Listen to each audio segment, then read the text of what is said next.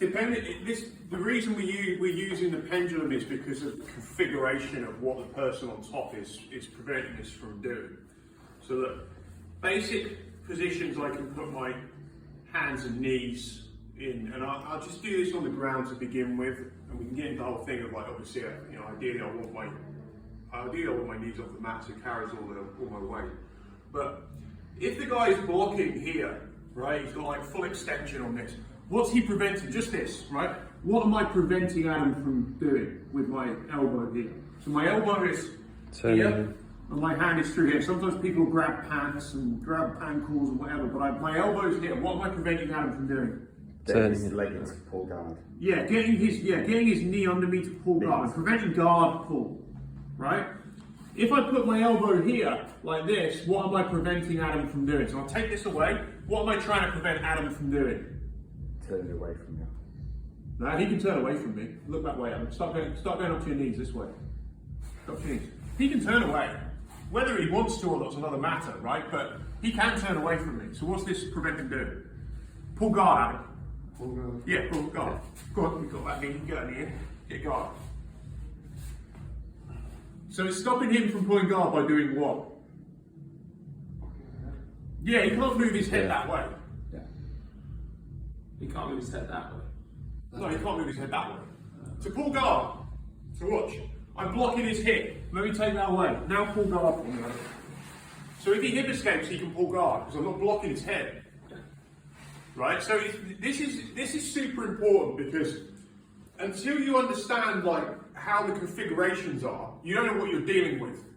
Like what's he doing to prevent me? What am I doing to prevent him? And what game do I want him to play? Do I want him turning away from me so I can try and take his back? You know, do I want to? Am I preventing? Do I actually want him in guard? In actual fact, is my number one thing. I don't really care if he tries to do anything apart from get guard. Right? I'm in an MMA fight, and I've got a head and arm position, and Adam starts getting to guard. Right? And I'm hitting him and whatever. I don't probably care that much about guard. I'm far more concerned about him getting up to his knees. Right, so this might be, so to stop him from getting up to his knees, I'm pinning this shoulder. I'm certainly not going to let him turn into me, right, to pull, but he could, from here, if I'm playing this type of thing, because his head can move this way, move your head that way, yeah, he can start, right, and so I'm keeping that shoulder down, no matter what, because I want to keep him on bottom. But the guard is potentially vulnerable. Right, and if I were not blocking that for whatever reason, maybe I will encourage him to go here. I keep my weight on him, smashing him, he gets guard, but like, I don't care about that because maybe he's by the cage. So it's important that we look at like what the configuration of the guy on top is using, what that gives us. So this is why this is important, because if I'm just saying, look, I just don't want him to pull guard. We're kind of turning this into much more of a wrestling match. Does that make sense? Because he can't retract his head to pull guard, which he needs. And my arm is blocking, while I was working, my arm is blocking him getting his knee in. Does everyone see that? Yeah. And then I can start putting weight on him.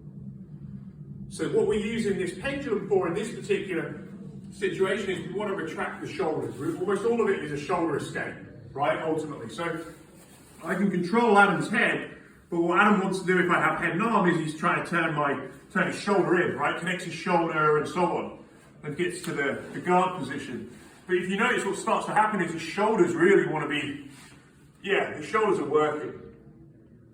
And he gets his shoulders into the middle, and now the combination of his hips and shoulders work to escape his shoulders. So that's escaping his shoulders that way. So what's happening with this is when I go this way, is he's actually retracting his shoulder with the pendulum to this opposite knee. Like he's trying to take that shoulder along that line once this arm is in front. So he gets the arm in front, we'll just, for now, assume he's got the arm in front, right? I can put more or less pressure on by taking my knees on or off the mat, but it's now just the pendulum because his head, there's nothing, I don't have anything stopping his head coming under and his shoulder moving across the line of this knee, yeah? So he connects this by getting rid of all the slack in his arm, No, go up with the arm like you're, yeah. And extend it as far as you can. So there's no slack, this one. Yeah. And now do the pendulum. So take your legs that way, all the way through, all the way up. And his knee, basically his shoulder goes all the way through that rotation. So he's rotating on the knee. Yeah. Does that make sense? Yeah. And then dependent upon, I can do things like I can try and stop his elbow coming, hip coming out by doing this with my elbow. But now I have less protection from guard, right? So if my elbow's on this side, I have less protection from guard because he can still, my elbow can't really stop his hip. Does that make sense? I mean, it can slow it, but it doesn't really stop it. Yeah, so I put it on the other side. So I'm forcing a game where he's going to come up to his knees, or trying to if I'm doing this. Yeah, I'm not going to guillotine him or whatever. So let's give that a go.